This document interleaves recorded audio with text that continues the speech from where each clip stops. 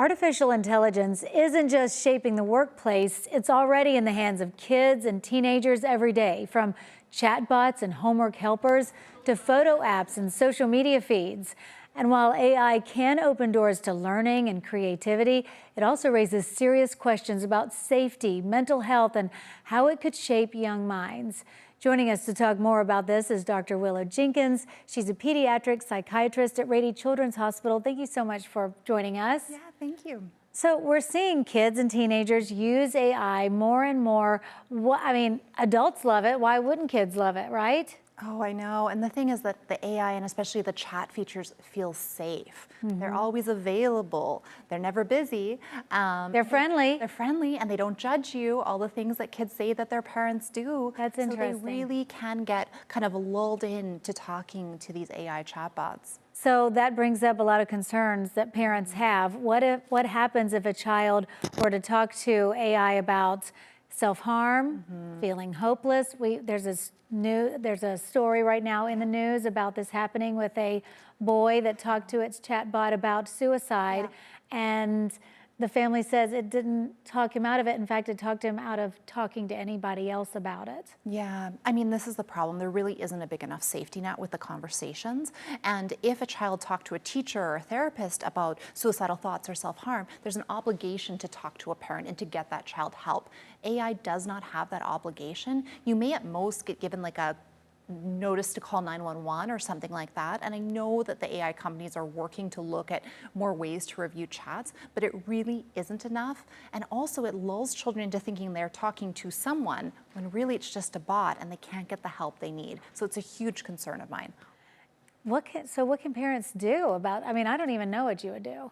Yeah, I think the key thing is to make sure that you talk to your children about AI and talk to them about the limitations it has. If you're going to have a conversation with AI, know that it sounds really confident. And especially when it comes to health or sensitive information, it does give incorrect information. It cannot be trusted. So you really should be having those conversations with trusted adults. That's a really key message.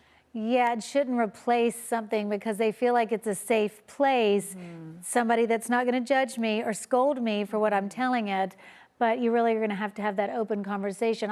You know, my daughter that's 6, she's probably not going to ask AI these kind of questions, but somebody that's 13 is. Yeah, they really are. And I mean, the thing to remember too is these chats are designed to be validating and to keep you talking to them. That is the whole purpose of it. And so that inherently can be really dangerous because it can extend some of these harmful conversations. What about kids getting emotionally attached to AI chatbots? We've seen news stories. I mean, we were creeped out by a story with the man saying that he would pick his AI chatbot over his wife. So is that something that could happen with a kid, a teenager? I mean, they are impressionable. Oh, I mean, absolutely. Like we said, it's so validating. It tells you what you want to hear. It's always available. These are things that definitely can be a warning sign, especially if a child's already lonely or vulnerable. So it's really, really important as parents to emphasize the importance of real world relationships where there's pushback, where there might be conflict. You have to read people's emotions. All of these things you can't get from a chatbot. So it's really important to emphasize meeting people in person and having these friendships in person. AI, it's in the classroom, it's everywhere.